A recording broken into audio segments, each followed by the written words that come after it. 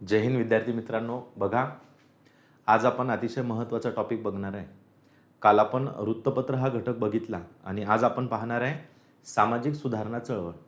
Topic एवढा सोपा आहे आणि तुम्हाला समजायला सुद्धा खूप इझी वाटेल आणि फक्त तुम्ही कन्सेप्शियल समजून घ्यायचं आहे. एकदा का स्टोरी टाईप तुम्ही लक्षात घेतलं की तुम्हाला प्रश्न कसाही असू द्या तो तुमचा अजिबात चुकणार नाही.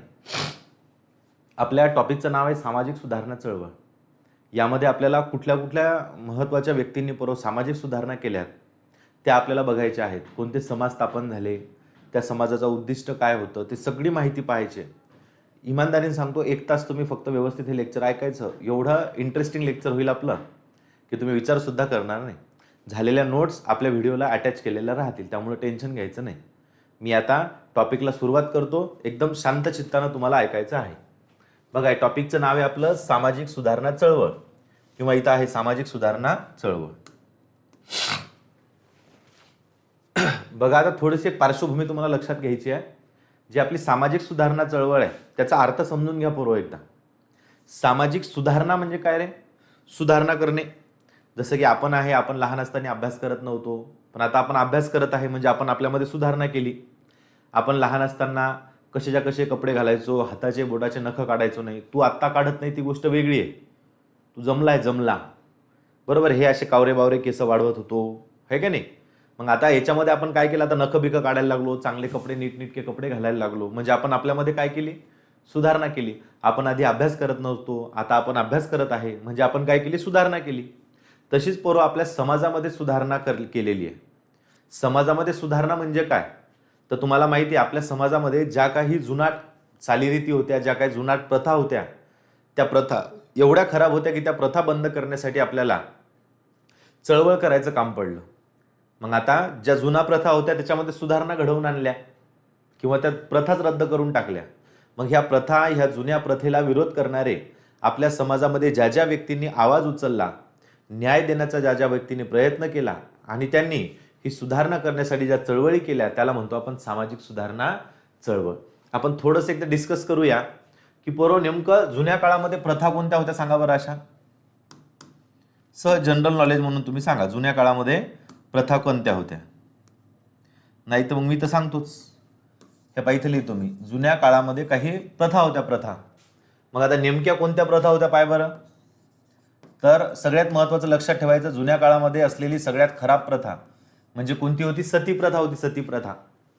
सती प्रथा म्हणजे काय? तर पूर्वी काळामध्ये काय होतं की जर एखाद्या महिलेचा पती एक्सपायर झाला तर त्या महिलेला जिवंत राहण्याचा कुठलाही अधिकार नाही, किंवा त्या महिलेनं जिवंत राहून बरोबर आहे काहीच उपयोग नाही, म्हणून अशा महिलेला जिवंत जाळण्यात यायचं. आपल्या देशामध्ये तुम्हाला सांगतो मी, दररोज 500 ते 1000 महिला सती जायच्या. ही प्रथा एवढी खराब आहे की अशा प्रथा बंद व्हायला पाहिजे. मग हे जे सती प्रथेसारख्या प्रथा आहेत त्या बंद करण्यासाठी ज्या ज्या व्यक्तींना समाजामध्ये आवाज उचलला त्याला म्हणतो आपण सामाजिक सुधारणा चळवळ. सती प्रथा. अजून सांगा बरं एखादी प्रथा सांगा रे. बालविवाह. कोणती पद्धत आहे? बालविवाह. बरेच उदाहरण बालविवाहाचे सांगायचे असतील तर. म्हणजे कसं आहे की लहानपणी म्हणजे 4-4, 5-5, 10-10 वर्षाचे लेकरं असतानाच त्यांचे काय करून टाकायचे? लग्न लावून टाकायचे. इकडे आपण महाळे झालो 25-25 वर्षाचे तरी आपला काय मिळ नाही, तेव्हा लहान असतानाच लग्न लावून टाकायचे, आहे का नाही? काही काही विवाह तर इतके भयंकर होते की पोटातच बालविवाह लावून टाकायचे. आणि बालविवाह लावत असताना पद्धती एवढ्या विचित्र होत्या की तुम्हाला सांगायला सुद्धा विचित्र वाटेल. म्हणजे 8व्या 9व्या वर्षी बालविवाह झालेले आहेत. जसं की आपले महात्मा ज्योतिबा फुले, त्यांचाही बालविवाह झाला होता. त्यांचं 13 वर्ष वय असताना त्यांनी 9 वर्षाच्या मुलीसोबत म्हणजे माता आपल्या सावित्रीबाई फुले यांच्यासोबत विवाह केला होता. असे कित्येक उदाहरणं आहेत बालविवाहाचे. आणि काही बालविवाह तर एवढे भयंकर होते की मुलीचं वय खूप लहान राहायचं, एकदम 8-8, 9-9, 10-10 वर्ष राहायचं. आणि त्या मुलीसोबत विवाह करणारे हे जे पुरुष राहायचे नवरदेव डायरेक्ट 50-50, 60-60, 70-70 वर्षाचे राहायचे. हे नवरदेव होते काय दलिंदर, 4-5 वर्षाने मरणारे होते हे. मग हे मथारं मेल्याच्या नंतर त्या पुरीचं वयच किती राहायचं? 10-15 वर्ष. ती विधवा व्हायची. मग ती विधवा झाली की इकडं सती जायचं काम पडायचं. एवढी बेकार पद्धत होती आपल्या देशामध्ये. मग अशा पद्धती बंद व्हायला पाहिजे. मग अशा पद्धती बंद होण्यासाठी समाजामध्ये ज्या व्यक्तींनी आवाज उचलला त्याला म्हणायचं सामाजिक सुधारणा चळवळ. अजून सांगा बरं एखादी पद्धत सांगा रे. सती प्रथा आहे, बालविवाह आहे, केशवपण. कोणती पद्धत आहे? केशवपण आहे, केशवपण. मग केशवपण म्हणजे काय तर तुम्हाला माहिती आहे, क्षत्रिय शूद्र वैश्य यांच्यामध्ये जर एखाद्या महिलेचा पती एक्सपायर गेला, म्हणजे पती जर मेला, तर त्या महिलेची पोरं टक्कल करायची, टक्कल. आणि तिला आयुष्यभर पोरं बांगड्या घालता येत नव्हत्या आणि तिला साडी ही रंगाची रंगीत साडी नेसता येत नव्हती. तिला बंधन होतं की बाबा तू पांढरी साडी नेसावी. बरोबर आहे का? मग ही पद्धत कोणती होती? केशवपण. या केशवपण पद्धतीमुळं काय व्हायचं, ज्या समाजामधल्या विधवा महिला राहायच्या त्यांचा एक तर विवाह होत नव्हता, त्यांचं वय जास्त नसायचं, त्यामुळे त्यांच्यावर समाजातले लोक अत्याचार करत होते. हे अत्याचार करायचे आणि त्या ज्या पीडित महिला होत्या त्या गरोदर सुद्धा राहायच्या पूर्व. मग आता ही पद्धत चांगली आहे का? नाही. मग ह्या केशवपण सारख्या पद्धती बंद करण्यासाठी आपल्या समाजामध्ये आवाज उचलणं काळाची गरज होती. जसं की आपण इथं उदाहरण सांगू शकतो, आपले महात्मा ज्योतिबा फुले यांनी केशवपण बंद करण्यासाठी वारकांचा कटिंग करणारी न्हावी असतात त्या न्हाव्यांचा संप घडवून आणला होता. मग ह्या सगळ्या प्रथा काय व्हायला पाहिजे? बंद व्हायला पाहिजे, हो की नाही? मग ह्या प्रथा बंद करण्यासाठी ज्या व्यक्तींनी समाजामध्ये आवाज उचलला त्याला म्हणायचं आहे सामाजिक सुधारणा चळवळ. अजून सांगा बरं, सांगा रे. विधवा विवाह, विधवा विवाह. आपल्या देशामध्ये हिंदू धर्मामध्ये असं म्हणणं होतं की जर एखादी महिला विधवा झाली तर तिचा पुन्हा विवाह लावू नये, कारण तिचा जर पुन्हा विवाह लावला तर तो जो होणारा पती आहे तो मरेल किंवा लेकरं असे अपंग निर्माण होतील किंवा त्यांच्या मागं कोप लागेल, अशी एक समज होती. म्हणजे जर एखादी विधवा महिला झाली तर तिचा पुन्हा विवाह लावून देऊ शकत होते का? नाही. पण समजा एखादा दलिंदर आहे, म्हणजे दलिंदर म्हणजे एखादा माणूस आहे, त्या माणसाची जर बायको मेली तर बायकोची 13वी झाल्याच्या नंतर हे लगेच बहादर दुसरा लग्न करायचं. म्हणजे याला विवाह करायला जमत होता, पण महिलेला विधवा विवाह करायला जमत होता का? नाही. असा कोणता कायदा असते? सगळे कायदे या महिलांच्या विरोधातच होते बिचाऱ्या. मग हे कायदे बंद व्हायला पाहिजे का नाही? काय नाही त्या हे करायला सांग ना, बोल ना जरासा. निस्ता पाहतं त्या कॅमेऱ्यातून इचकून इचकून तोंड करून पाहतं. मग हे असा विधवा विवाहाला मान्यता भेटावी का नाही भेटावी?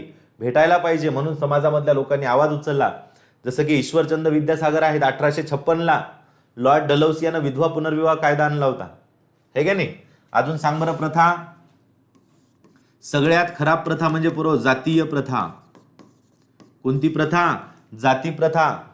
ही आपल्या धर्माला, आपल्या देशाला, या संपूर्ण जगाला लागलेली कीड. जसा कसा एखाद्या लाकडाला किडा लागतो तसाच आपल्या धर्माला लागलेला हे किडा आहे. ते म्हणजे कोणता? तर जात. माझी जात कोणती, तुझी जात कोणती? बरोबर आहे का? तुझी जात उच्चवर्णीय, तू उंच म्हणजे तू ब्राह्मण आणि मी शूद्र. मग मी शूद्र आहो याला गुन्हा माझा आहे का? नाही. माणूस जन्माला आल्याच्या नंतर माणूस हा जातीनं श्रेष्ठ नसतो. माणूस जन्माला आल्याच्या नंतर माणूस हा त्याच्या कर्माने आणि त्याच्या गुणाने श्रेष्ठ असतो. पण आपल्या देशाची नियमावली ही फार वेगळी होती आपल्या देशामध्ये फक्त ब्राह्मणांना महत्व होतं, क्षत्रिय शूद्र आणि वैश्यांना अजिबात महत्व नव्हतं. हे एवढी भयंकर जातीय प्रथा आपल्या देशामध्ये चालायची. खालच्या जातीतले आणि वरच्या जातीतले लोक हे खालच्या जातीतल्या लोकांवर प्रचंड अत्याचार करायचे. त्यांना गावामध्ये फिरण्याची अनुमती नव्हती, त्यांना मंदिरामध्ये जाण्याची अनुमती नव्हती, त्यांना लग्न कार्यामध्ये येण्याची अनुमती नव्हती. ही एवढी घनिष्ठ प्रथा होती. कोणती? ही जातीय प्रथा नष्ट व्हावी म्हणून समाजामध्ये प्रयत्न करणाऱ्या लोकांनी केलेली चळवळ. या जातीय प्रथेच्या रिलेटेडच आपण सांगू शकतो अस्पृश्यता. काय रे? अस्पृश्यता. डॉक्टर बाबासाहेब आंबेडकरांनी ही अस्पृश्यता नष्ट करण्यासाठी भारतीय राज्यघटनेमध्ये कलम क्रमांक 17 लिहून ठेवली. आपल्या देशामध्ये अस्पृश्यता नष्ट करण्यासाठी ॲट्रॉसिटी ॲक्ट आला, तरी सुद्धा ही पद्धत बंद झाली का? नाही. आपल्या देशामध्ये हे अस्पृश्यतेचे चटके आजही आपल्याला भासतात, आजही आपल्याला दिसतात. एवढं भयंकर आहे की काही ठिकाणी अजूनही जर एखादा अच्युत असेल किंवा अस्पृश्य असेल तर त्या व्यक्तीला सार्वजनिक ठिकाणी प्रवेश दिला जात नाही.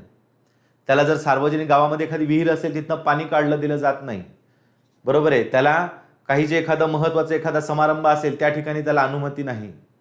मग असेलही तर त्या व्यक्तींना त्या अस्पृश्य लोकांना स्पेशली कुठले तरी कामं ठेवलेले असतात, जसे की भांडे घासणे, धुणं धुणे, साफसफाई करणे. एवढी बेकार परिस्थिती आहे. या अस्पृश्यतेबद्दल मी तुम्हाला समोर बोलणारच आहे. ही अस्पृश्यता सगळ्यात जास्त पुण्यामध्ये होती.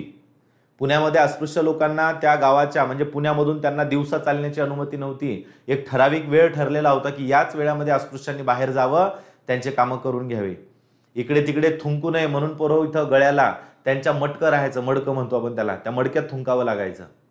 त्यानंतर चालत असताना ते अस्पृश्य लोक रस्त्यानं चालतील म्हणून ते रोड अस्पृश्य होणार, म्हणून त्यांच्या मागं पोरं त्या नारळाच्या झालट्या लावलेल्या राहायच्या. एवढी बेकार परिस्थिती आपल्या या देशामध्ये होती. कधी कधी शोकांतिका वाटते. या संपूर्ण जगामध्ये सगळीकडे औद्योगिक क्रांती सुरू होती आणि आपल्या देशामध्ये वाद चालू होते अस्पृश्य आणि जातीयतेवर. ह्या प्रथा बंद होणे ही काळाची काय होती, गरज होती पोरो. त्यानंतर अजून काय सांगू शकतो आपण? प्रथा सांगा बरं एखादी प्रथा. सगळ्यात महत्वाची एक प्रथा आहे अंधश्रद्धा. कोणती प्रथा आहे? अंधश्रद्धा. ही म्हणजे एवढी भयंकर आहे ही श्रद्धा की ही आंधळीच होती, आंधळी. अंधश्रद्धा म्हणजे काय तुला माहिती? आपल्या देशामध्ये अजूनही अमावस्या आली, पौर्णिमा आली की भूत जागृत होतात म्हणते. अमावस्या पौर्णिमा आली की तुला गावाच्या बाहेर गेला की तुला निंब दिसतात, निंब. त्यानंतर असं ते बुजगावनं बनवलेलं असते, त्याच्यावर हळदी कुंकू टाकलेलं असते, नाही तर मग उकडलेलं अंडं असते, उकडलेलं अंडं ते ठेवलेलं असते, आहे का नाही. त्यानंतर आपल्या पायागियावर काही पुढं गिडं आले की लगेच ते असे सुट्र आले म्हणतात, सुट्र नाही तर केस्तोड आले म्हणतात, केस्तोड अवघड जागेचं दुखणं, आहे का नाही. तर लगेच त्या अशा गाठी गाठी टाकून ते एखाद्या दोरी बांधतात पिवळीन, ते रस्त्यावर टाकून देतात. असं म्हणतात की त्याच्याहून गेलं की याचे सूत्र थांबतात आणि दुसऱ्याला सूत्र होतात. एवढी बेकार परिस्थिती आपल्या देशामध्ये आहे. आपल्या देशामध्ये तुम्हाला सांगतो अंधश्रद्धा इतकी भयंकर आहे. जर एखाद्या व्यक्तीला पूर्व असा साप चावला तर त्या व्यक्तीला दवाखान्यात न नेता त्याला काय करतात, इकडे जादुई मंत्र दाखवतात, तिथं नेतात, तिथं मग निंब गिंब फोडतात. असं निंब फोडलं की त्याला पाचतात, झालं म्हणते वाचलं पोरग. कशाचं वाचलं? मरते ना हे.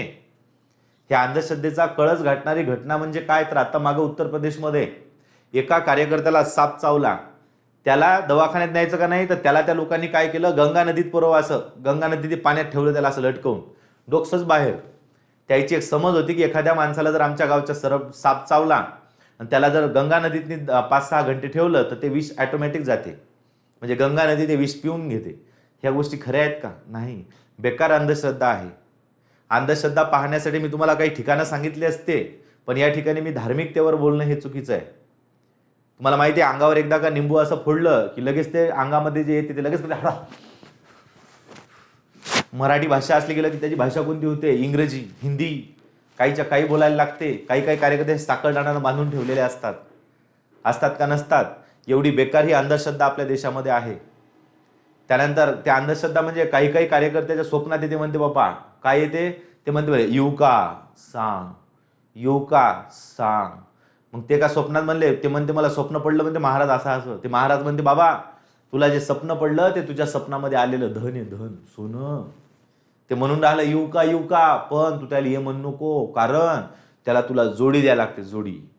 मग जोडी कशाची? कोंबडा आणि कोंबडी, बकऱ्याची, नाही तर मग कधी कधी ते म्हणते माणसाची जोडी द्यायला लागते. मग त्याचं म्हणणं आहे माणूस ती बाई का मारून टाकली तिथं, बरोबर आहे का, मग ते सोनं तुला भेटते. कुठं भेटणार हे? असे लोक, हे असे स्वप्न अंबानीला पडत नाहीत, असे स्वप्न हे अदानी सारख्या लोकांना पडत नाहीत. असे स्वप्न कोणाला पडतात? गोरगरिबांनाच पडतात, आपल्यासारख्या रिकाम्या माणसांना.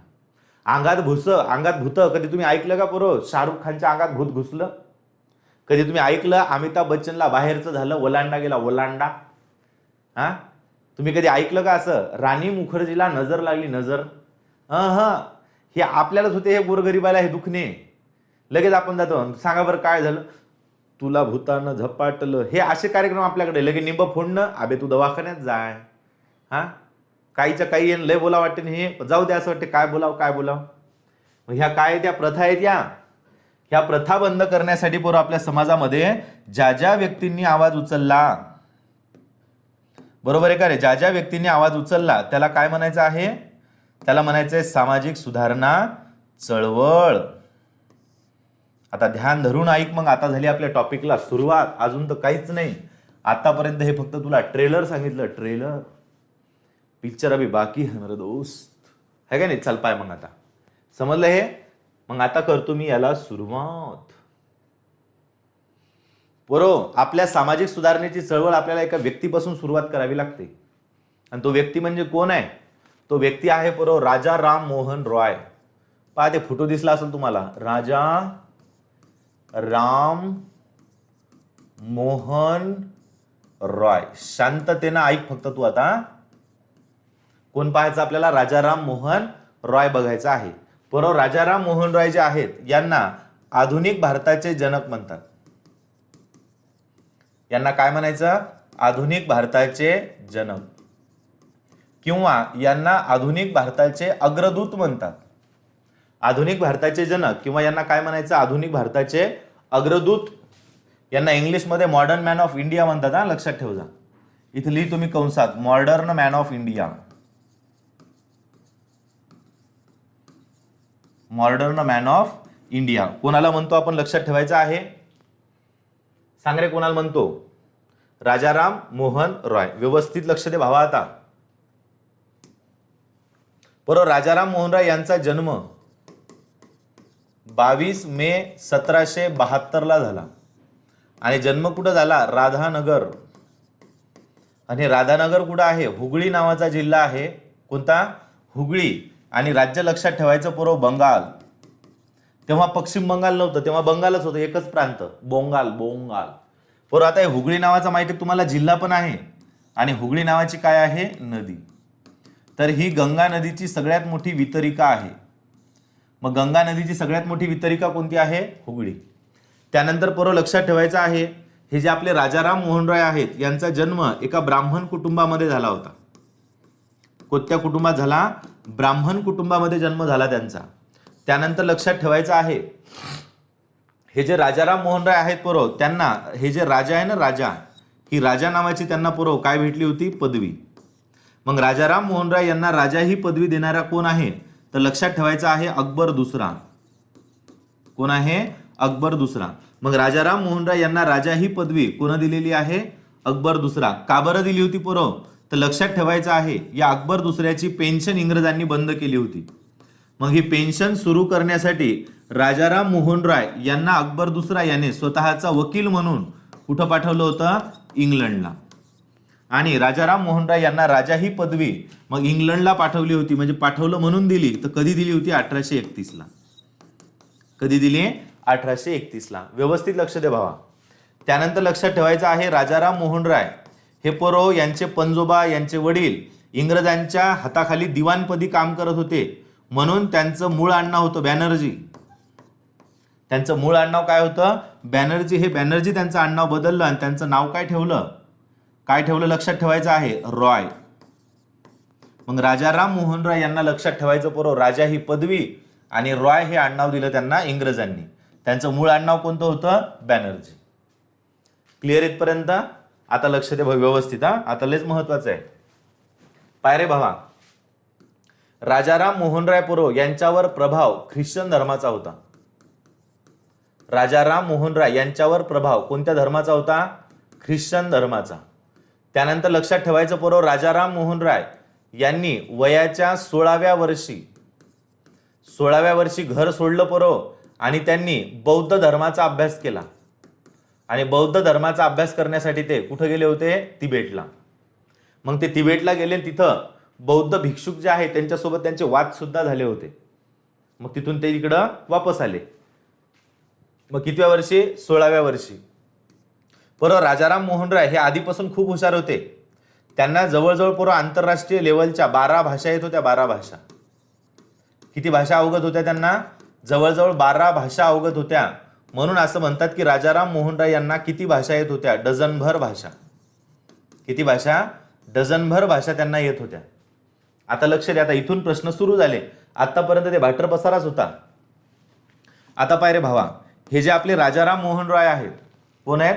राजाराम मोहन राय यांचं एक पुस्तक लक्षात ठेवायचं आहे तुला, तुहफत उल मुवाहिद्दीन.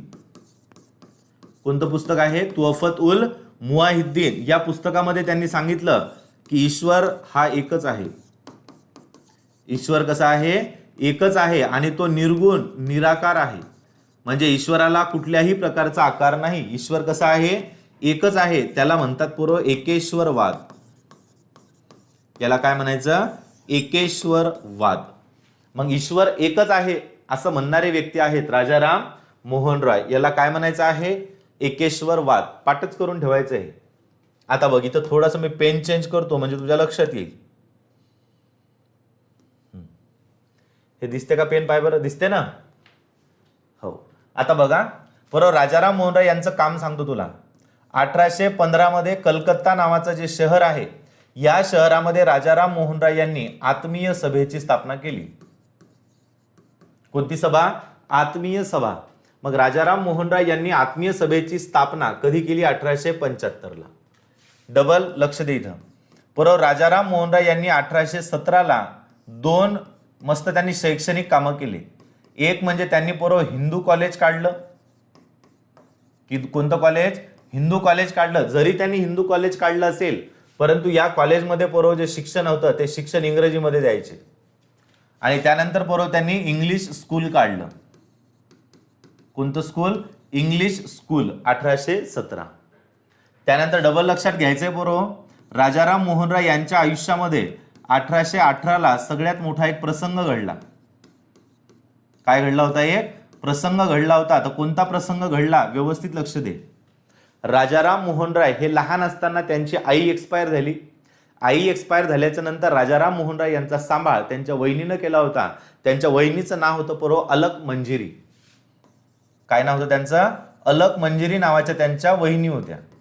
मग काय झालं त्यांच्या वहिनी ज्या होत्या अलक मंजिरी, मस्त चालू होतं. त्या अलक मंजिरीला त्यांनी आई मानलं होतं. आई ते म्हणत, मी माझा सांभाळ करणाऱ्या माझ्या आईला तर कधी बघितलं नाही, बरोबर आहे, पण माझा सांभाळ तुम्ही केला त्यामुळे मी तुमच्यामध्ये आई मानतो.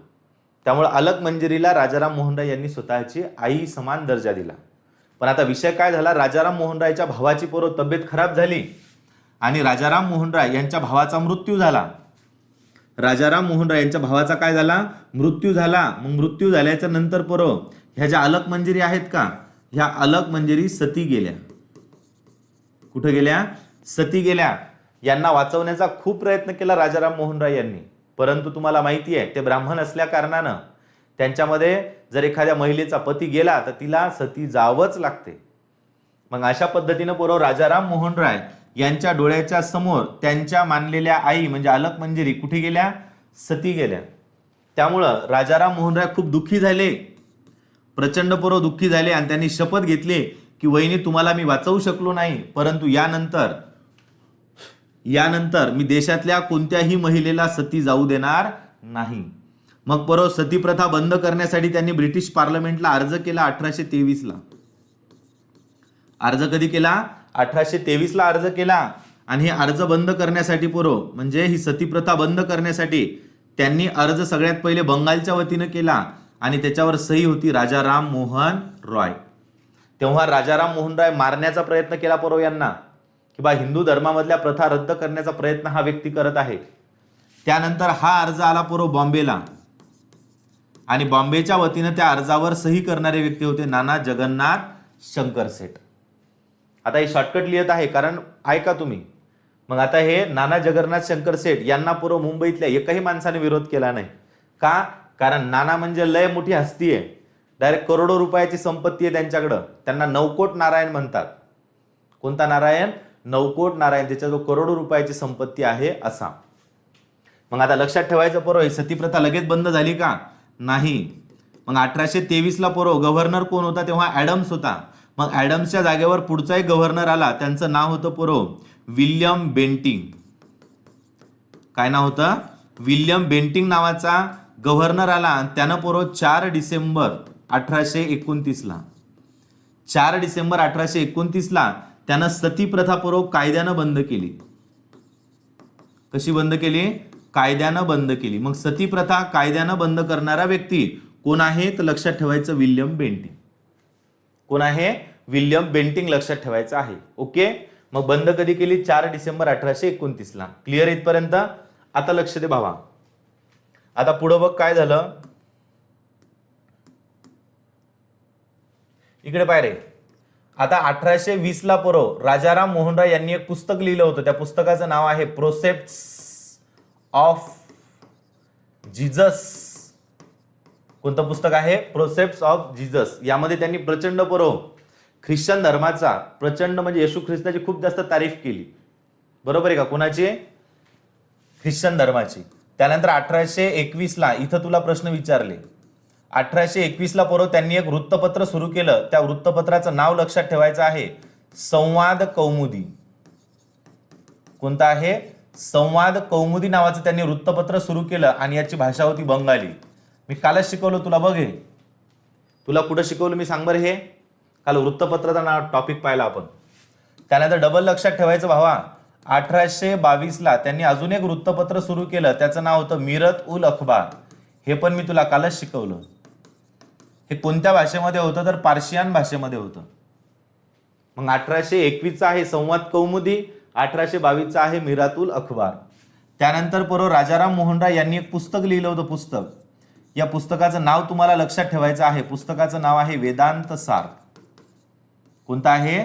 वेदांत सार नावाचं त्यांनी काय लिहिलं? पुस्तक लिहिलेलं आहे. त्यानंतर डबल लक्षात ठेवायचं आहे. पुस्तक झालं, त्यानंतर बरोबर त्यांनी वेदांत कॉलेज काढलं होतं. कोणतं कॉलेज काढलं त्यांनी? वेदांत कॉलेजची त्यांनी स्थापना केली. त्यानंतर डबल इथं स्टार करतो, प्रश्न आहे. बरोबर 20 ऑगस्ट 1828ला राजाराम मोहन रॉय यांनी ब्राह्मो समाजाची स्थापना केली. कोणत्या समाजाची? मग या ब्राह्मो समाजाची स्थापना त्यांनी कधी केली? 20 ऑगस्ट 1828ला. या ब्राह्मो समाजाचे पूर्व लक्षात ठेवायचं आहे. सचिव कोण होते? सचिव होते ताराचंद चक्रवर्ती. कोण होते सचिव? ताराचंद चक्रवर्ती. मग या ब्राह्मो समाजाचं काम काय होतं तर हिंदू धर्मातल्या ज्या चालीरीती आहेत, ज्या जुनाट प्रथा आहेत, त्या प्रथामध्ये काय करायची? सुधारणा करायची. त्या प्रथा बंद करायला लावणे हे काम कोणाचं होतं? या ब्राह्मो समाजाचं. त्यानंतर पूर्व लक्षात ठेवायचं आहे राजाराम मोहन राय हे काही कामानिमित्तानं पूर्व ब्रिटनमध्ये गेले होते, ब्रिटनला. तिथं गेल्याच्या नंतर त्यांची तब्येत खराब झाली आणि तब्येत खराब झाल्याच्या नंतर पूर्व 1833ला त्यांचा काय झाला? मृत्यू झाला. काय झाला त्यांचा? मृत्यू झाला. आणि मृत्यू त्यांचा कोणत्या ठिकाणी झाला? ब्रिस्टॉल. कोणत्या ठिकाणी मृत्यू झाला त्यांचा? ब्रिस्टॉल या ठिकाणी मृत्यू झाला. अशा पद्धतीने तुम्हाला राजा राम मोहन रॉय लक्षात ठेवायचे आहेत. आहेत का अवघड? अजिबात अवघड नाही आहेत.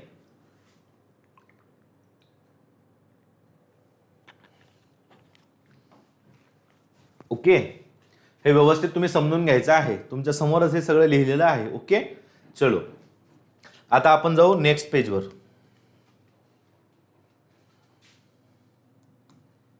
कोण आहे बुवा? ओळखा बरं हे. चला सगळेजण लक्ष द्या, मी सांगतो ते काय पाहू नका तिकडं.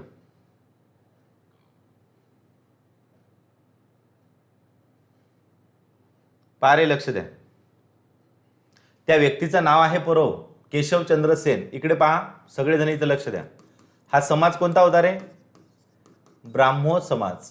ब्राह्मो समाजाची स्थापना कधी झाली होती? 1828ला. मग आता ब्राह्मो समाजाचे पूर्व सर्वे करता कोण होते आपले? म्हणजे सर्व काही कोण होते? राजाराम मोहन रॉय. मग राजाराम मोहन रॉय यांचा मला सांगा काय झाला? मृत्यू कधी झाला? 1833ला. मग राजाराम मोहन रॉयचा मृत्यू झाल्याच्या नंतर पूर्व ब्राह्मो समाजामध्ये एक व्यक्ती आला. त्या व्यक्तीचं नाव आहे देवेंद्रनाथ टागोर. कोण आहे व्यक्ती? देवेंद्रनाथ टागोर. मग देवेंद्रनाथ टागोर आहेत पूर्व, यांनी या ब्राह्मो समाजाचा प्रचार करण्यासाठी पूर्व लक्षात ठेवायचं आहे 1839ला एक सभा स्थापन केली. तिचं नाव होतं तत्वबोधिनी सभा. कोणती सभा? तत्वबोधिनी सभा. मग तत्वबोधिनी सभेची स्थापना कधी झाली होती? 1839ला. आणि स्थापना करणारे व्यक्ती कोण आहे? देवेंद्रनाथ टागोर. आता काय झालं पूर्व माहिती आहे का? हे देवेंद्रनाथ टागोर यांचं म्हणणं होतं की बाबा ब्राह्मो समाज आणि हिंदू समाज हे एकच आहे. हे काय वेगळे आहेत का? नाही. कारण राजाराम मोहन रायनी हे स्थापन कशासाठी केलं तर हिंदू धर्मातल्या प्रथा बंद करण्यासाठी. मग ब्राह्मो समाज आणि हिंदू समाज हे एकच आहे असं म्हणणं कोणाचं होतं? देवेंद्रनाथ टागोरांचं. समजून घ्या. आता काय झालं पूर्व माहिती आहे का? काही दिवसाच्या नंतर म्हणजे काही दिवसांनी या ब्राह्मो समाजामध्ये एका व्यक्तीचं आगमन झालं. त्या व्यक्तीचं नाव आहे केशवचंद्र सेन. पहिले कोण होते इकडे? देवेंद्रनाथ टागोर. नंतर कोण आले? केशवचंद्र सेन. हा माणूस पहा जरा फोटोहून तुमच्या लक्षात आला असेल. हे जरा मॉडर्न वाटते का नाही? मॉडर्न नाही रे, मॉडर्न म्हणजे जरा आधुनिक विचाराची व्यक्ती वाटतात. मग परत केशवचंद्र सेन हे यांचं म्हणणं काय होतं माहिती आहे का? हिंदू समाज आणि ब्राह्मो समाज हे एकच आहेत का? नाही, हे वेगळे वेगळे आहेत. आणि केशवचंद्र सेनचं म्हणणं होतं परत की हिंदू समाज हे संकुचित आहे. कसं आहे? संकुचित. म्हणजे हिंदू समाजाला, हिंदू धर्माला थोडंसं कमी लेखण्याचा प्रयत्न केला या ठिकाणी. कोणी? केशवचंद्रनं. मग आता विषय काय झाला मला सांगा. केशवचंद्र सेन म्हणून राहिले की हिंदू समाज ब्राह्मो समाज वेगळा आहे, आणि देवेंद्रनाथ टागोर म्हणून राहिले की हिंदू समाज आणि ब्राह्मो समाज कसा आहे, एकच आहे. मग पोरव काय झालं माहितीये का, या दोघांमध्ये असे वैचारिक वाद झाले. वैचारिक काय झाले, वाद झाले, म्हणजे मतभेद निर्माण झाले. त्यामुळं पोरव केशवचंद्र सेन यांनी ब्राह्मो समाजाचा काय देऊन टाकला, राजीनामा. व्यवस्थित समजून घ्या, लिहिण्याला महत्व नाही, मी बोलतो ते पण लक्षात ठेवा.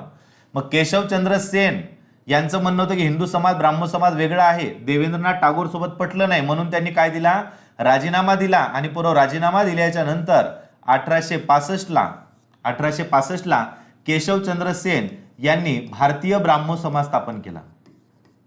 कोणता, भारतीय ब्राह्मो समाज. मग भारतीय ब्राह्मो समाजाची स्थापना करणारे व्यक्ती कोण आहेत, केशवचंद्र सेन. मग काय झालं बघा, देवेंद्रनाथ टागोरांनी काय केलं माहितीये का, हे म्हणे बरं झालं, गेलं तर गेलं म्हणे. मग देवेंद्रनाथ टागोरांनी पोरव या ब्राह्मो समाजाचं नाव बदललं आणि याचं नाव ठेवलं आदि ब्राह्मो समाज. काय नाव ठेवलं, आदि ब्राह्मो समाज. हे नावं लक्षात ठेवायचे. आदि ब्राह्मो समाजाची स्थापना कोण केली, तर देवेंद्रनाथ टागोर. आणि भारतीय ब्राह्मो समाजाची स्थापना करणारे व्यक्ती कोण आहेत, केशवचंद्र सेन. क्लिअर इथपर्यंत. आता मला एक गोष्ट सांगा पोरं, या दोन पैकी सगळ्यात मोठं नाव कोणतं वाटते, आदि ब्राह्मो समाज. जरा मोठं नाव वाटते ना, कारण पूर्ण भारतामध्ये वाटते असं हे. मग आता याचं म्हणणं काय होतं केशवचंद्र सेनचं, की हा भारतीय ब्राह्मो समाज मला संपूर्ण देशात पसरवायचा. कुठं पसरवायचा, संपूर्ण देशात मला याच्या काय काढायच्या, शाखा. काय काढायच्या रे, संपूर्ण देशात शाखा काढायच्या. कशाच्या, तर लक्षात ठेवायचं, भारतीय ब्राह्मो समाजाच्या. परवा काय झालं माहितीये का, या भारतीय ब्राह्मो समाजाने काही महत्वाचे कार्य सुद्धा केले. या भारतीय ब्राह्मो समाजाने पूर्व बालविवाहाला विरोध केला. कशाला, बालविवाहाला विरोध केला.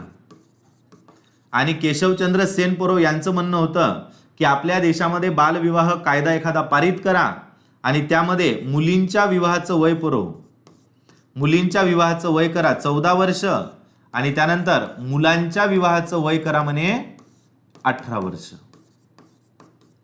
एकीकडे 14 वर्ष आणि एकीकडे किती, 18 वर्ष करा म्हणे बा. मग आता यांनी प्रचंड विरोध केला पूर्व. याच्यासोबत मरणाचे कार्यकर्ते होते, इंग्रजांना विरोध केला. शेवटी इंग्रजांना वाटलं की बाबा केशवचंद्र सेन जे म्हणते ते बरोबर आहे. मग काय केलं, केशवचंद्र सेन पूर्व यांच्या म्हणण्यानुसार इंग्रजांनी एक कायदा पारित केला, त्याला म्हणतात सिव्हिल मॅरेज ऍक्ट. कोणता कायदा आला, सिव्हिल मॅरेज ऍक्ट. कधी आला, 1872ला. कधी आलेला आहे, 1872ला. आणि या कायद्यानुसार मुलींच्या विवाहाचं वय 14 वर्ष आणि मुलांच्या विवाहाचं वय किती वर्ष, 18 वर्ष. ओके. आता विषय असा झाला पूर्व, या केशवचंद्र सेननंच या कायद्याचं उल्लंघन केलं. या कायद्याचं काय केलं, उल्लंघन केले. मग उल्लंघन कसे केले, तर लक्षात ठेवायचं पूर्व, या केशवचंद्र सेननं स्वतःच्या मुलीचा विवाह, त्याला एक मुलगी होती पाही, दिसली काही, त्यानं स्वतःच्या मुलीचा विवाह कितव्या वर्षी लावला होता, 13व्या वर्षी लावला. कोणासोबत लावला, तर बिहारचा राजा होता पूर्व, बिहारच्या राजासोबत विवाह लावला. त्यामुळं या भारतीय ब्राह्मो समाजाचे कार्यकर्ते नाराज झाले आणि नाराज झाल्यामुळे त्या कार्यकर्त्यांनी पूर्व या भारतीय ब्राह्मो समाजाचा राजीनामा दिला. काय दिला, राजीनामा दिला. आणि राजीनामा दिल्याच्या नंतर या कार्यकर्त्यांनी अजून एक समाज काढला, त्याला म्हणतात साधारण ब्राह्मो समाज. साधारण ब्राह्मो समाज. धिंगाणा धिंगाणा झाला, धिंगाणा कसा झाला, खरं पान हे ब्राह्मो समाज एक स्थापन केला इकडं रॉयनं, सगळा धिंगाणा धिंगाणा झाला इकडं. हे पाहिजे इथं नंबर टाकून सांगतो मी तुला, हे 1, हे 2, हे 3 आणि हे 4. म्हणजे एका ब्राह्मो समाजाचे तुकडे तुकडे झाले. किती ब्राह्मो समाज झाले, 4. राहील का लक्षात तुझ्या हे, शाबास. आता पाय पुढं तर लयच खास आहे रे.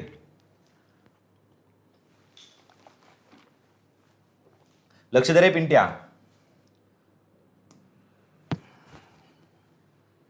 आता पाय हे बुवा दिसला तुला इथं, हे व्यक्ती दिसले का, हे कोण आहेत पोरं, डॉक्टर आत्माराम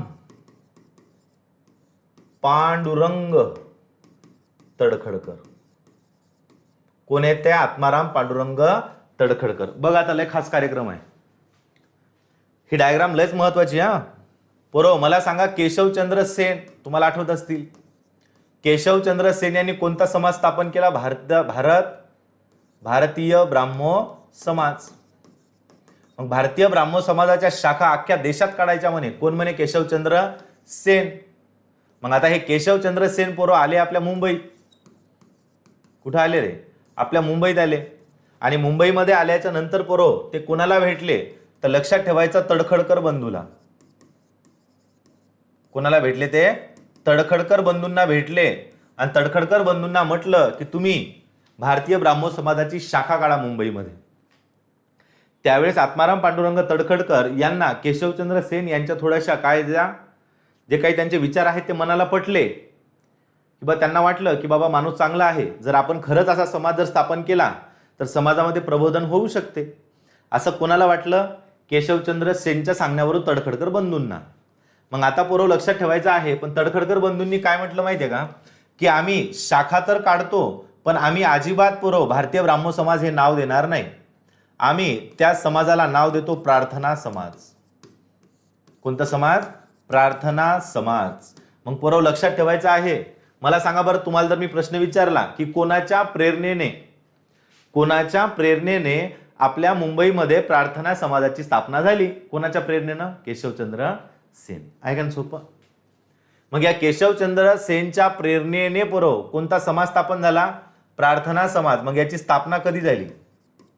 31 मार्च 1867. कधी झाली? 31 मार्च 1867 ला स्थापना झाली. मग स्थापना कोणत्या ठिकाणी झाली पोरं? गिरगाव चौपाटी म्हणतो ना आपण, गिरगाव चौपाटी. कुठं आहे हे? मुंबई. ओके. मग आता लक्षात ठेवायचं पोरं, या प्रार्थना समाजाचे अध्यक्ष कोण होते? अध्यक्ष जे संस्थापक आहेत तेच अध्यक्ष होते. आत्माराम पांडुरंग तडखडकर. मग आत्माराम पांडुरंग तडखडकर हे काय होते पोरं? लक्षात ठेवायचं आहे, अध्यक्ष. आता पहा, हा जो प्रार्थना समाज आहे, या प्रार्थना समाजामध्ये पोरं अजून काही सदस्य होते. संस्थापक सदस्य म्हणतो आपण त्याला. आता तडखड म्हणजे तिघ भाऊ होते. एक दादोबा पांडुरंग तडखडकर, भास्कर पांडुरंग तडखडकर, आणि अजून एक व्यक्ती होते पोरं, त्या व्यक्तीचं नाव आहे महादेव रानडे. काय नाव आहे त्यांचं? महादेव रानडे. एवढं लक्षात ठेवायचं. आता बघा समोर काय झालं पोरं, हे जे आपला समाज आहे, कोणता समाज आहे? प्रार्थना समाज. या प्रार्थना समाजाचं घोषवाक्य, याचं घोषवाक्य आहे मानव सेवा. मानव सेवा हीच ईश्वर सेवा. मानव सेवा हीच ईश्वर सेवा. हे घोषवाक्य कोणत्या समाजाचं आहे? प्रश्न विचारलेला आहे. प्रार्थना समाज. मग मानव सेवा हीच ईश्वर सेवा. तुम्ही सुद्धा मानव सेवा केली पाहिजे. जर मी कधी तुमच्या शहरात आलो किंवा मी तुमच्या एखाद्या गावात आलो, तुमच्या गावाच्या घराच्या समोर आलो, लग्न बिग्न असलं कोणाचं, तिथं जर मी तुम्हाला दिसलो, तुम्ही मला बोलवायला यायला पाहिजे. बापरे बिटोडे सर आले. मग तुम्ही मला आग्रह करायला पाहिजे, सर आमचं घर इथंच आहे, चला चहा प्यायला. मी पहिल्या वेळेस तुला नाही म्हणणार, तू दुसऱ्या वेळा म्हणलं पाहिजे नाही मास्तर चलाच लागते, मी लगेच उठून येईल तुझ्या घरी. मग आता चहा प्यायच्या आधी तुझं काम आहे मला पाणी आणणं, मी लगेच पाणी पिणार. पाणी पिल्याच्या नंतर तू म्हणायला नाही पाहिजे मला, सर चहा पिता का? मी अजिबात म्हणणार नाही पिऊ का, असं पाहुणे म्हणत असतात का? मग तू चहाच्या आधी मला एकदा सहज म्हणून विचारायला पाहिजे, सर नाश्ता वगैरे करता का तुम्ही? त्यावेळेस मी असं तुझ्याकडे पाहून असा पाहिल, तुझ्याकडे खाली पाहिल. मी असं खाली जर पाहिलं तर तू समजून घ्यायचं की मास्तरला भूक लागली. मग तू चहा कॅन्सल कर, लगेच तू नाश्ता आण. नाश्ता म्हणजे कोणत्याही तिथं गेलो की नाश्ता ती एकच असते, पोहे आणि 4-5 त्याच्या टुचूक शेंगदाणे. तसा नाश्ता करू नको, मी मास्तर आहो. काहीतरी जरा चांगला मस्त तुपाचा चांगला शिरा बनव. ते तुपाचा शिऱ्याचा मला नाश्ता आण. घरात फळगिळं असतील, समजा शेप असेल शेप, त्यानंतर डाळिंब असतील किंवा अंगूर असतील ते मला घेऊन ये खायला. ते झाल्याच्या नंतर मग मला तू चहा पाच. ही काय असली पाहिजे तुझ्या अंगात? माणुसकी असली पाहिजे. समजा तुझ्या जर घरचं लग्न असलं, मी जर तुझ्या घरी पाहुणा म्हणून आलो, तर तुझ्या घरी आल्याच्या नंतर पोरा मी जेवण घेऊन केल्याच्या नंतर आता मी माझ्या बायकोला माझ्या आईबाबाला लग्नाला आणू शकतो का? नाही. आणि मी तर 4 व्हीलर घेऊन येतो, त्यामुळे तुलाच वाटायला पाहिजे की या माणसाचे घरचे माणसं उपाशी आहेत. त्याच्यापेक्षा तू घरात जायला पाहिजे, एवढी मोठी बुंदी एखाद्या पन्नीत टाकून द्यायला पाहिजे. मी म्हणणार नाही अरे काय गरज होती? नाही न्यास सर, जर मी मग दिलीस तर अशी एवढीशी देऊ नको, देऊन द्यायची मग जरा जास्त दे. हे तुझ्या अंगात काय असली पाहिजे? माणुसकी आहे का नाही? 4-5 पोळ्या दे. काय तू हसून राहिला? मग ही प्रत्येक व्यक्तीच्या अंगामध्ये काय असली पाहिजे? माणुसकी. त्याला म्हणायचं मानव सेवा हीच ईश्वर सेवा. ओके. त्यानंतर लक्षात ठेवायचं पोरो, हे जे प्रार्थना समाज आहे, या प्रार्थना समाजामध्ये महत्वाचे व्यक्ती होते पोरो महादेव रानडे. कोण होते? महादेव रानडे. पोरो महादेव रानडेंनी या प्रार्थना समाजाचा प्रचार करण्यासाठी एक वृत्तपत्र लिहिलेलं आहे. वृत्तपत्राने एक पुस्तक लिहिलेलं आहे. त्या पुस्तकाचं नाव आहे एकेश्वर निष्ठांची कैफियत. अस्पृश्यांची कैफियत ते वेगळं आहे, हे एकेश्वर निष्ठांची कैफियत. हे पुस्तक लिहिणारे व्यक्ती कोण आहेत? महादेव रानडे. ओके. बाकी महादेव रानडेंचं अजून एक पुस्तक आहे, तुला माहित असेल, the rise of Maratha power. ते आपण कालच बघितलं, ते मी इथं सांगत नाही, ते समाज सुधारक मध्ये होईल. आता लक्ष दे, डबल इथं थोडासा पेन बदलतो मी. पाय रे, आता समाज कोणता आहे आपला? प्रार्थना समाज. या प्रार्थना समाजाचा प्रचार करण्यासाठी पोरो 1873 ला एक वृत्तपत्र सुरू करण्यात आलं. त्याचं नाव आहे सुबोध पत्रिका.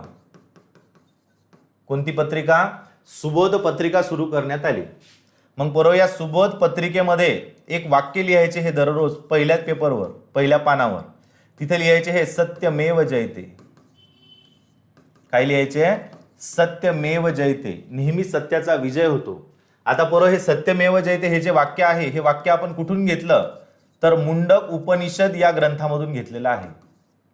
मुंडक उपनिषद मधून आपण कोणतं वाक्य घेतलं? सत्यमेव जयते. आणि सत्यमेव जयते हे जे वाक्य आहे पोरो, हे वाक्य आपल्या देशामध्ये लक्षात ठेवायचं, आपल्या देशाचं म्हणजे आपल्या राष्ट्राचे ब्रीद वाक्य आहे. आपल्या राष्ट्राचं काय आहे? ब्रीद वाक्य कोणतं आहे? सत्यमेव जयते.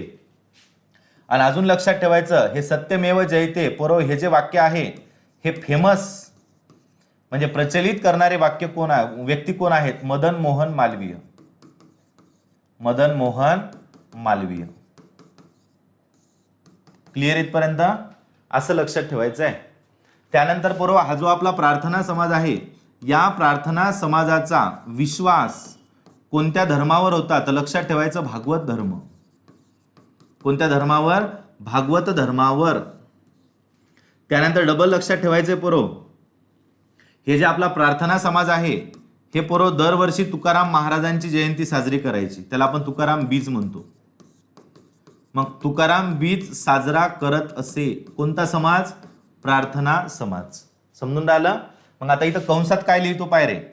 प्रार्थना समाज हे तुकाराम महाराजांची जयंती साजरी करायचा. आणि इथं कंसात लिहितो मी, इथं आहे ब्राह्मो समाज. ब्राह्मो समाज कोणाची जयंती साजरी करायचा? कोणाची?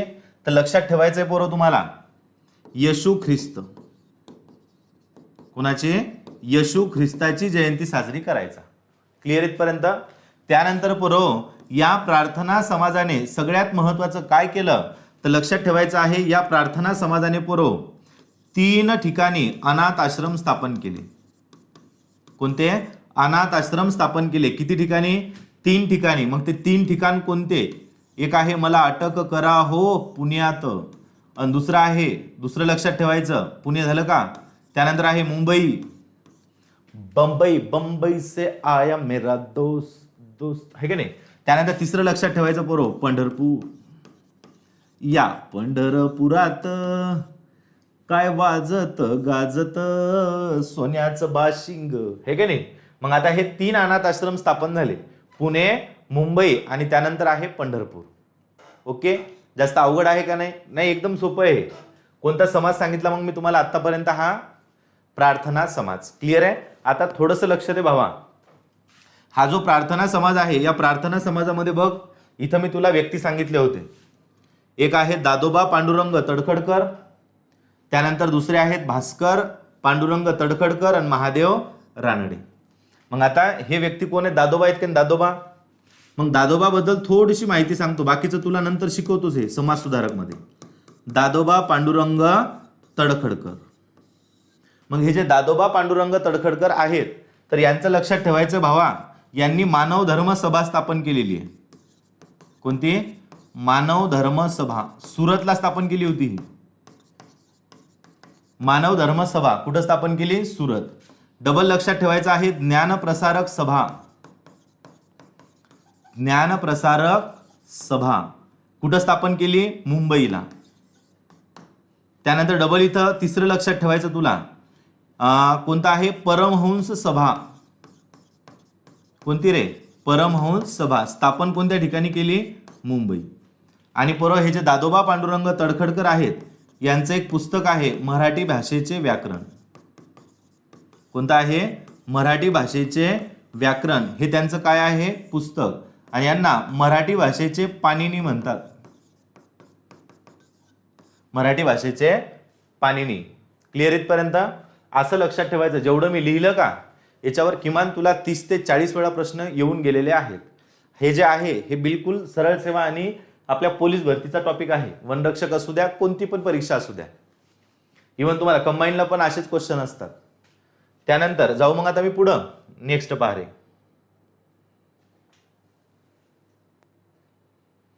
आता इथं बघा आपल्याला कोरपान आहे. कोरपान काऊन सोडलं सांगतो तुला, पाय लक्ष दे.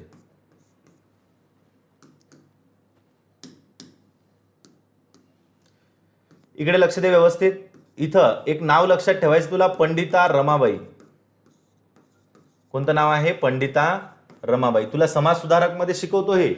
बरोबर. पंडिता रमाबाई यांनी 1882 ला, ठिकाण आहे पुणे, या पुण्यामध्ये त्यांनी आर्य महिला समाज स्थापन केला होता. कोणता? आर्य महिला समाजाची स्थापना कोण केली? पंडिता रमाबाई. कधी स्थापना केली? 1882 ला. शहर कोणतं आहे? पुणे. बरोबर आहे का? आणि स्थापना करणाऱ्या त्या समाजाचं नाव काय? आर्य महिला समाज. पाठच करून ठेवायचंय. बरोबर. याच्या पंडिता रमाबाई आहेत, यांना कैसर ए हिंद पदवी दिली होती इंग्रजांनी. कोणते? कैसर ए हिंद. त्यानंतर आपल्या देशामध्ये पंडिता आणि सरस्वती, पंडिता आणि सरस्वती या नावाने ओळखल्या जाणाऱ्या एकमेव महिला कोण आहेत? पंडिता रमाबाई. बरोबर आहे का? त्यानंतर डबल लक्षात ठेवायचं पोरो, ह्या ज्या पंडिता रमाबाई आहेत त्यांचं एक पुस्तक आहे माझी साक्ष. कोणतं आहे? माझे साक्ष. दुसरं त्यांचं एक पुस्तक आहे स्त्री धर्मनीती. कोणतं पुस्तक आहे? स्त्री धर्मनीती. आणि त्यानंतर एक तिसरं पुस्तक आहे the high caste Hindu woman. आणि त्यानंतर हे आता वर्ष आलं म्हणून सांगत आहे बरं. हे सगळं समाज सुधारक मध्ये पाहायचं टॉपिक असतात. हे इथं नाही, फक्त आलं म्हणून सांगत आहे. यांनी 1882 ला एक आयोग आला होता, हंटर आयोग. कोणता आयोग? हंटर आयोगासमोर त्यांनी काय दिली होती? साक्ष. मग अशा पद्धतीने ज्या महत्वाच्या महिला आहेत, कोण आहेत? पंडिता रमाबाई. क्लिअर इथपर्यंत? हे असं पाठच करून ठेवायचंय तुला. डबल लक्षात ठेवायचं आहे, या ठिकाणी एक व्यक्ती आहेत बोला गोपाल कृष्ण भगवान की जय. ते नाही. कोण आहेत? गोपाल कृष्ण गोखले. ए संदीप्या काऊन तू बाहेर गेला? आतमध्ये ये ना आतमध्ये. आतमध्ये म्हणजे तिकडे असं इकडे तिकडे पाहू नको. ये तू आत संदीप्या. मग हे व्यक्ती कोण आहे? ते गोपाल कृष्ण गोखले. मग गोपाल कृष्ण गोखले यांनी लक्षात ठेवायचं आहे 1905 ला. कधी? 1905 ला. ठिकाण तेच लक्षात ठेवायचं, पुणे. आणि या पुण्यामध्ये त्यांनी एक समाज स्थापन केला त्याला म्हणतो आपण भारत सेवक समाज. भारत सेवक समाज. मग भारत सेवक समाज स्थापन करणारे व्यक्ती आहेत गोपाल कृष्ण गोखले. गोपाल कृष्ण गोखले हे 1905 ला वाराणसी, म्हणजे त्याला तेव्हाचं बनारस म्हणतो आपण, आणि आताचं काय आहे? वाराणसी, या ठिकाणी काँग्रेसचं अधिवेशन झालं होतं. त्या अधिवेशनाचे हे काय होते? अध्यक्ष. गोपाल कृष्ण गोखले हे महात्मा गांधीजींचे राजकीय गुरु आहेत का नाही? इथे लिहितो मी, महात्मा गांधींचे राजकीय गुरु. बरोबर आहे. आणि लक्षात ठेवायचं आहे, हे जे गोपाल कृष्ण गोखले आहेत, या गोखलेंनी लॉर्ड कर्झन जे आहे या लॉर्ड कर्झनची तुलना कोणासोबत केली होती? औरंगजेब सोबत. कोणासोबत केली आहे? औरंगजेब. आहे का नाही सोपं? त्यानंतर तिसरं एक शेवटचं लक्षात ठेवायचं आहे. एक व्यक्ती आहे विठ्ठल रामजी शिंदे. कोण आहे व्यक्ती? विठ्ठल रामजी शिंदे. त्याला विरा शिंदे म्हणतो पुरो. यांनी 1906 ला शहर लक्षात ठेवायचं आहे मुंबई. कोणतं रे? मुंबई. मुंबई. आणि या ठिकाणी त्यांनी कशाची स्थापना केली? डिस्प्रेड क्लास मिशन. कोणतं? मग डिस्प्रेड क्लास मिशनची स्थापना करणारे व्यक्ती कोण आहेत? विठ्ठल रामजी शिंदे. ओके. मग हेच विठ्ठल रामजी शिंदे आहेत. त्यांनी परवा 1917 ला अस्पृश्यता नष्ट करावी यासाठी कलकत्ता या ठिकाणी काँग्रेसच्या अधिवेशनामध्ये त्यांनी काय मांडला होता? ठराव. वायकोम सत्याग्रह झाला होता. वायकोम सत्याग्रह केरळमध्ये. वायकोम सत्याग्रह जो झाला, ह्या वायकोम सत्याग्रह करण्यासाठी ते थेट कुठे गेले होते? केरळला. आता बऱ्याच गोष्टी आहेत. हे मुरळी एक प्रथा आहे, ती प्रथा बंद करण्यासाठी मराठा सेवक संघ आहे ते स्थापन केला होता. सविनय कायदेभंगामध्ये पार्टिसिपेट होते ते पाहायचं, पण ते हा टॉपिक नाही ना आपला. मग आता हे 3 गोष्टी लक्षात ठेवा. पंडिता रमाबाई, गोपाळकृष्ण गोखले आणि विठ्ठल रामजी शिंदे. राहील लक्षात हे? ओके. डन. ओके. चलो फिर नेक्स्ट.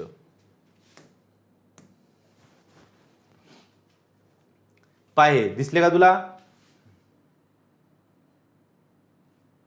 दिसले काय? कोण आहे ते? सांग बरं नावावरून. सांग रे पिंट्या. स्वामी दयानंद सरस्वती. कोण आहेत व्यक्ती? सांग बरे. स्वामी दयानंद सरस्वती. परो यांचं खरं नाव काय माहिती आहे तुला? तर लक्षात ठेवायचं, मुकशंकर करसनदास तिवारी. बरोबर आहे. मग हे स्वामी दयानंद सरस्वती. यांच्याबद्दल तुला मी आता सामाजिक सुधारणा चळवळीबद्दल माहिती सांगतो. ध्यान धरून ऐक.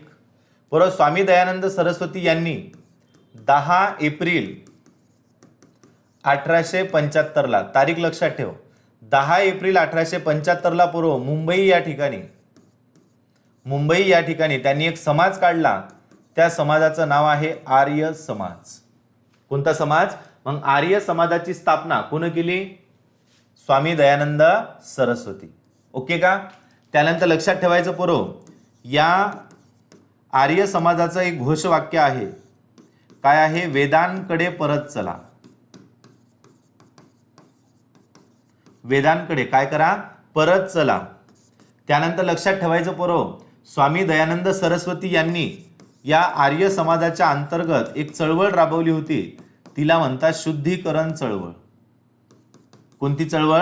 शुद्धीकरण चळवळ. आता शुद्धीकरण चळवळ काय आहे?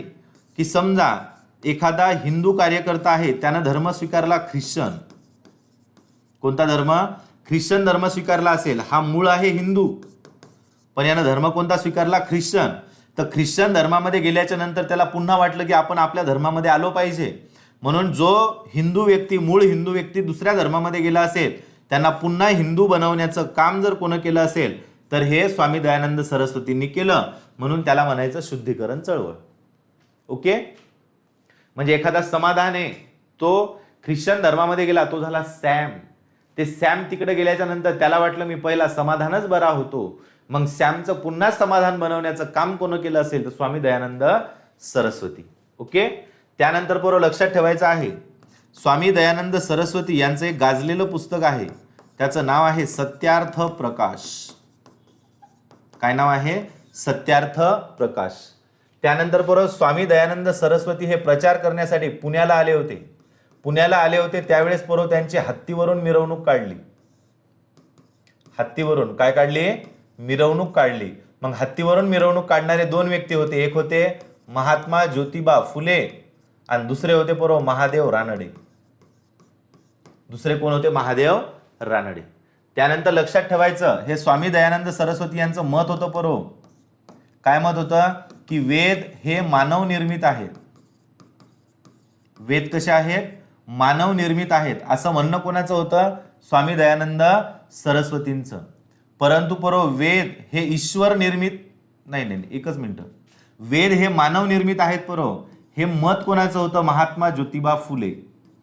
कोणाचं म्हणणं होतं? महात्मा ज्योतिबा फुले. आणि लक्षात ठेवायचं आहे, वेद हे दोन्ही वाक्य इथंच क्लिअर करून घेऊ. वेद हे ईश्वर निर्मित आहे. वेद हे कसे आहेत? ईश्वर निर्मित आहे असे म्हणणारे व्यक्ती होते आपले स्वामी दयानंद सरस्वती. दोघांचे विचार लक्षात ठेवा. महात्मा ज्योतिबा फुलेंचं म्हणणं होतं की हे जे वेद आहेत हे वेद कोण लिहिले? माणसांनी लिहिले. आणि स्वामी दयानंद सरस्वतींचं म्हणणं होतं की वेद हे कसे आहेत? ईश्वर निर्मित आहेत. त्यानंतर या समाजानं गौ संरक्षण संघटना स्थापन केली होती. कोणती? गौ संरक्षण संघटना स्थापन करणारे कोण होते? स्वामी दयानंद सरस्वती. कारण तुम्हाला माहिती आहे, गायीचं संरक्षण करणे हे प्रत्येक हिंदू नागरिकांचं कर्तव्य आहे असं म्हटलं जाते. कारण गाय ही हिंदूंना पवित्र आहे. गाय ही हिंदूंसाठी पवित्र माता आहे.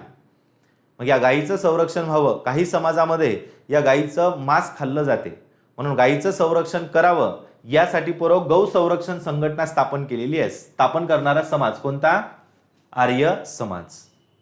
त्यानंतर लक्षात ठेवायचं या स्वामी दयानंद सरस्वती यांनी या आर्य समाजाची शाखा काढली होती. कुठं काढली होती? लाहोरला. कुठं काढली?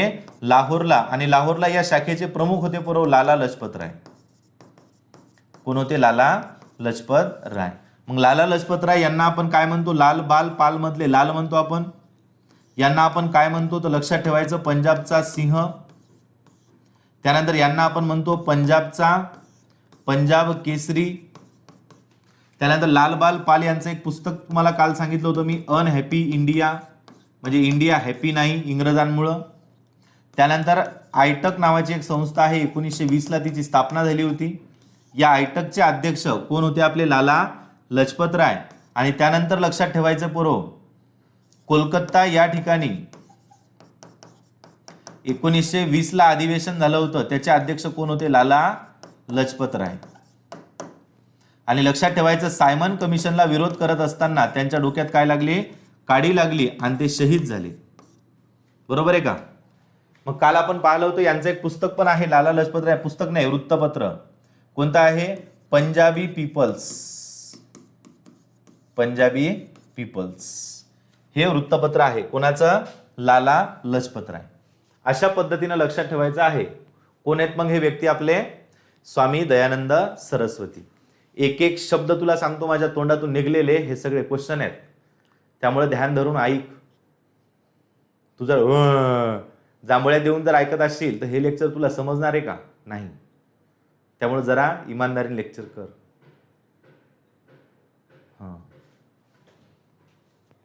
कोण आहेत मग हे व्यक्ती? स्वामी दयानंद सरस्वती. क्लिअर इथपर्यंत? बरं. आता पहा, लक्ष द्या. आता आहे सत्यशोधक समाज. कोणता समाज आहे?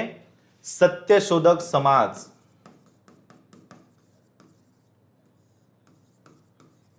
सत्यशोधक समाज पाहायचा आपल्याला. या सत्यशोधक समाजाची स्थापना 24 सप्टेंबर 1873 ला झाली. कधी झाली? 24 सप्टेंबर 1873. याची स्थापना कोणत्या ठिकाणी झाली? पुणे. याची स्थापना करणारे व्यक्ती कोण आहेत? आपले महात्मा ज्योतिबा फुले. मग आता सत्यशोधक समाज म्हणजे काय? तर आपल्या महात्मा ज्योतिबा फुलेंचं म्हणणं होतं की ज्या पद्धतीने आपण ईश्वराला म्हणजे आपल्या आई आणि वडील भेटण्याला जसे मध्यस्थी नव्हते, तसेच तुम्ही ईश्वराला भेटण्यासाठी या ब्राह्मण लोकांना मध्यस्थी बनवू नका. कारण आपल्या घराची वास्तू करायची असली की ब्राह्मणाच्या हाताने आपण पूजा करतो. ते मरणाचे पैसे घेऊन जातात, आपल्या घरचं अन्नधान्य नेतात आणि 20-25 हजारही नेतात. बरोबर आहे. पण त्यांना जर आपल्या घरी जेवायला म्हणलं तर जेवण करत नाहीत. मग मला सांगा, त्यांना आपल्या हातचं बनवलेलं जमत नाही, पण आपला पैसा कसा जमते? बरोबर आहे का? आणि त्यावेळेच्या ब्राह्मण लोकांनी अशी एक पद्धत बनवून ठेवली होती की जर तुम्हाला ईश्वर प्राप्त करायचं असेल तर आम्ही ईश्वराचे एजंट आहोत. एजंट.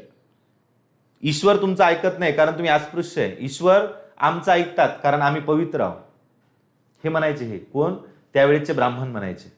ही गोष्ट लक्षात आली आपल्या महात्मा ज्योतिबा फुलेंच्या. महात्मा ज्योतिबा फुले म्हणत हे काही कार्यक्रम नाही म्हणे, हे फक्त स्वतःचा पोट भरण्यासाठी, स्वतः फक्त जगण्यासाठी हा कार्यक्रम करून राहिले. कारण महात्मा ज्योतिबा फुलेंच्या आयुष्यामध्ये काही प्रसंग सुद्धा घडलेले आहेत. त्यांच्यावर खूप मोठ्या मोठ्या व्यक्तींचा प्रभाव सुद्धा होता, खूप मोठ्या मोठ्या व्यक्तींच्या विचारांचा. मग महात्मा ज्योतिबा फुलेंच्या लक्षात आलं, म्हणून महात्मा ज्योतिबा फुलेंनी काय केलं, हे सत्यशोधक समाज स्थापन केला. आता लग्न लावण्यासाठी ब्राह्मण लोक असायचे त्या काळात, आताही राहतात म्हणा. ते लगेच म्हणायचे, सर्व इष्टमित्र मंडळींना अक्षिता मिळाल्या का? हो, शुभमंगल सावधान, आहे की नाही. मग लग्न लावायचे, मरणाचे पैसे बिसे घेऊन जायचे. तर महात्मा ज्योतिबा फुलेंचं म्हणणं आलं की आपल्या आई आणि वडील भेटण्यासाठी जशी मध्यस्थांची गरज नसते, तसं ईश्वराला प्राप्त करण्यासाठी ईश्वर भक्ती तुम्ही करा, तन्मन धनाने करा, ईश्वर तुम्हाला 100% प्राप्त होणार. फक्त या लोकांचे घरं भरू नका. म्हणून पोरं लक्षात ठेवा, या सत्यशोधक समाजाचं एक घोषवाक्य आहे. महात्मा ज्योतिबा फुलेंनी म्हटलं होतं, सर्व साक्षी जगतपती, त्यास नको मध्यस्थी. असं हे जे वाक्य आहे, हे वाक्य कोणाचं आहे लक्षात ठेवायचं आहे, आपल्या सत्यशोधक समाजाचं. राहील लक्षात. पुन्हा पोरो, या सत्यशोधक समाजाचे पहिले अध्यक्ष स्वतः कोण होते? महात्मा ज्योतिबा फुले. कोण होते रे? महात्मा ज्योतिबा फुले. त्यानंतर पोरो लक्षात ठेवायचं आहे, हे जे सत्यशोधक समाज आहे याचा प्रचार करण्यासाठी, सत्यशोधक समाजाचा प्रचार करण्यासाठी पोरो सगळ्यात महत्वाचं एक वृत्तपत्र काढलं. त्याचं नाव होतं दीनबंधू. मी कालच शिकवलं तुम्हाला. हे कोणतं आहे? दीनबंधू. मग हे दीनबंधू पोरो सुरुवात कुठून झाली होती याची? पुण्यामधून. आणि पुण्यामध्ये याचे संस्थापक कोण होते? संपादक कृष्णराव भालेकर. कोण होते? कृष्णराव भालेकर. आणि हेच वृत्तपत्र पोरो नंतर मुंबईला सुद्धा प्रकाशित झालं. आणि मुंबईमध्ये याचे संपादक कोण होते? तर लक्षात ठेवायचं, नारायण मेघाजी लोखंडे. कोण होते? नारायण मेघाजी लोखंडे. मग तुम्हाला प्रश्न विचारतील की बाबा सत्यशोधक समाजाचं मुखपत्र कोणतं आहे? इथे लिहितो मी, मुखपत्र. मग सत्यशोधक समाजाचं मुखपत्र कोणतं आहे? दीनबंधू. पुण्यामध्ये संपादक होते कृष्णराव भालेकर आणि मुंबईमध्ये कोण होते? नारायण मेघाजी लोखंडे. राहील का तुझ्या लक्षात? राहिलंच पाहिजे. त्यानंतर डबल लक्षात ठेवायचं पोरो, हे जे नारायण मेघाजी लोखंडे आहेत का, हे नारायण मेघाजी लोखंडे पोरो, थांब तुला सांगतो. हे जे सत्यशोधक समाज आहे, या सत्यशोधक समाजाची शाखा मुंबईला काढली होती. कुठं काढली? मुंबईला काढली. आणि मुंबईच्या शाखेचे अध्यक्ष कोण होते? तर लक्षात ठेवायचं, नारायण मेघाजी लोखंडे. कोण होते? नारायण मेघाजी लोखंडे. राहील का लक्षात? सत्यशोधक समाजाची शाखा मुंबईला काढली आणि तिचे अध्यक्ष कोण होते? नारायण मेघाजी लोखंडे. पुढे हे जे नारायण मेघाजी लोखंडे आहेत, यांना आपण कामगार चळवळीचे जनक म्हणतो. कामगार चळवळीचे जनक. यांनी भारतातील पहिली कामगार संघटना काढली. तिचं नाव आहे Bombay mill hand association. Bombay mill hand association. आणि परत यांच्या प्रयत्नामुळं कामगारांना, कोणाला? कामगारांना रविवारी सुट्टी मिळाली. कधी मिळाली? रविवारी सुट्टी मिळाली. पोरो कोणाच्या प्रयत्नामुळे मिळाली? शाबास, नारायण मेघाजी लोखंडे. त्यानंतर डबल लक्षात ठेवायचं पोरो, हे जे आपले आता बाकीचं आहे ते मी समाज सुधारक मध्ये सांगतो तुम्हाला. आता ही जे पहिली शाखा होती ती मुंबईला काढली. त्यानंतर पोरो लक्षात ठेवायचं आहे, हे पॉइंटवर लक्ष द्या रे. या सत्यशोधक समाजाची शाखा नंतर कुठं काढण्यात आली? कोल्हापूर. सत्यशोधक समाजाची शाखा कुठं काढली? कोल्हापूरला काढली होती. कोल्हापूरला कधी काढली? तर लक्षात ठेवायचं 1911 ला. आणि शाखा काढणारे व्यक्ती कोण होते? राजर्षी शाहू महाराज. राजर्षी शाहू महाराज. कधी काढली होती? 1911 ला. आणि परत तेव्हा या कार्यक्रमाचे सन्माननीय अध्यक्ष कोण होते? परसराम घोरसवाडकर. परसराम घोरसवाडकर. क्लिअर इथपर्यंत? अशा पद्धतीनं हा समाज कोणता आहे? सत्यशोधक समाज.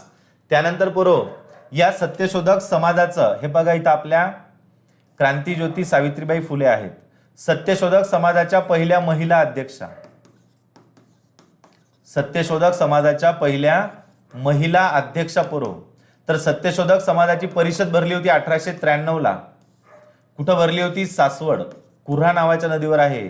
कऱ्हा सासवड. याच्या अध्यक्षा कोण बनल्या होत्या? आपल्या सावित्रीबाई फुले.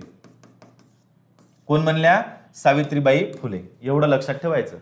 आणि एक शेवटचं सांगतो, बरोबर, हे जे आपला सत्यशोधक समाज आहे, या सत्यशोधक समाजाने लग्न लावून दिलं होतं. लग्न, मग लग्न कोणाचं लावून दिलं होतं? कधी लावून दिलं? 1873 कोणाचं लावून दिलं? तर पूर्व लक्षात ठेवायचं आहे, सीताराम आल्हाट. सीताराम आल्हाट. आणि लक्षात ठेवायचं आहे, नवरी नव्हती पूर्व राधाबाई निमकर. राधाबाई निमकर यांचा विवाह लावून दिला होता सत्यशोधक समाजाने. त्यावेळेस ब्राह्मणांनी महात्मा ज्योतिबा फुले यांना पूर्व मारण्याचा प्रयत्न केला होता. कोणाला मारण्याचा प्रयत्न केला? महात्मा ज्योतिबा फुले. एवढं लक्षात ठेवा. मग कोणता समाज सांगितला मी तुम्हाला? सत्यशोधक समाज.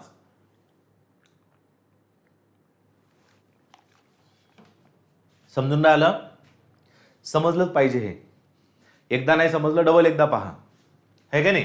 कोणता समाज आहे? मग लक्षात ठेवायचा आहे, हा सत्यशोधक समाज. बरोबर लक्षात ठेवा. आपले हे जे महात्मा ज्योतिबा फुले आहेत, यांनी ईश्वराला निर्मिक म्हटलेलं आहे. ईश्वराला काय म्हटलं होतं त्यांनी? निर्मिक, म्हणजे संपूर्ण सृष्टीचा निर्माता. आपल्या ईश्वराला निर्मिक म्हणणारे व्यक्ती आहेत महात्मा ज्योतिबा फुले. मी तुम्हाला महात्मा ज्योतिबा फुले आणि सावित्रीबाई फुले नाही शिकवलं, मी फक्त सत्यशोधक समाज सांगितला. ओके.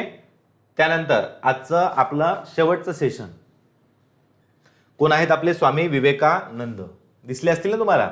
काहीच नाही, यांच्याबद्दल तुम्हाला फक्त एक मिशन शिकवायचं आहे. त्याचं नाव आहे रामकृष्ण मिशन. कोणतं मिशन? हे रामकृष्ण मिशनची स्थापना पूर्व 1897 कोण केली होती? स्वामी विवेकानंद. कोण केली रे? स्वामी विवेकानंदांनी केली होती.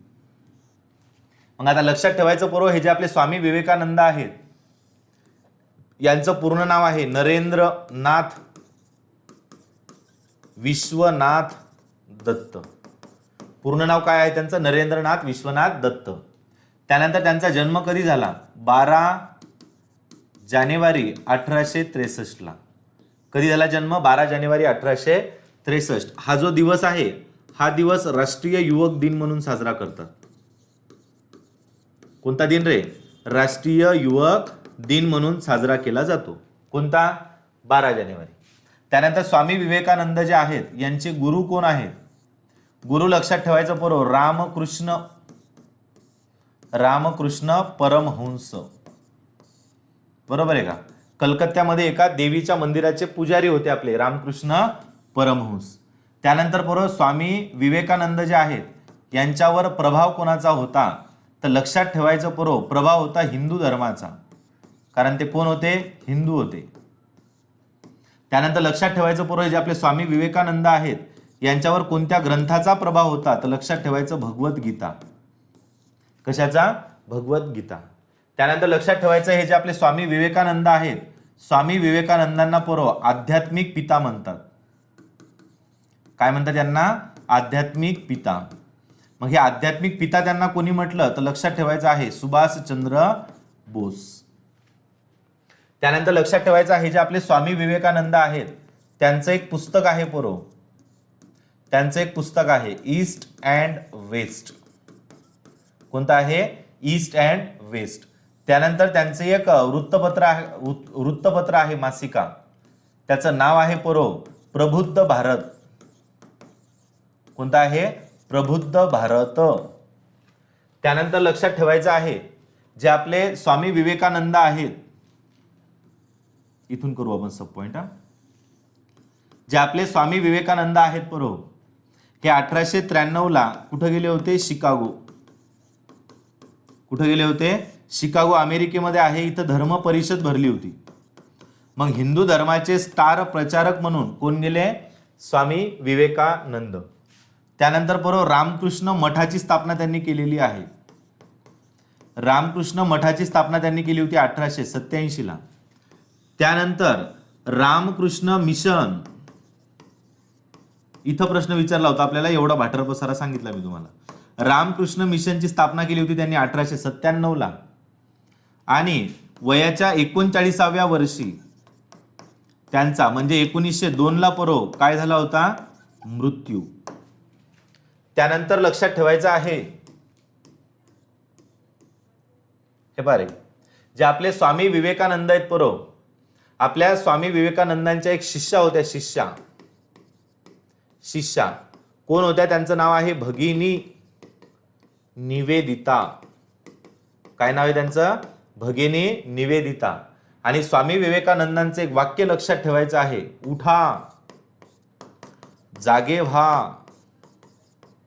बरोबर आहे. आणि तोपर्यंत थांबू नका जोपर्यंत तुमची ध्येय प्राप्ती होणार नाही. मग असं म्हणणारी व्यक्ती कोण आहेत? स्वामी विवेकानंद. अशा पद्धतीनं आपलं जे सामाजिक सुधारणा चळवळीचं पहिलं सेशन आहे, हे सेशन काय झालेलं आहे? या ठिकाणी पूर्ण झालेलं आहे. ओके, ठीक आहे. एकदम सोपं आहे, अवघड काहीच नाहीये. एवढं व्यवस्थित तुम्ही लक्षात ठेवणं अपेक्षित आहे. जे झालेलं आहे ते पुन्हा पुन्हा पुन्हा पुन्हा बघायचं. जेवढं झालेलं लेक्चर आहे ते तुम्हाला PDF म्हणजे जेवढं मी हे शिकवलं याची PDF मी आपल्या व्हिडिओला जोडून देतो. सगळ्यांनी काळजी घ्यायची आहे. ठीक आहे, बाय बाय, जय हिंद.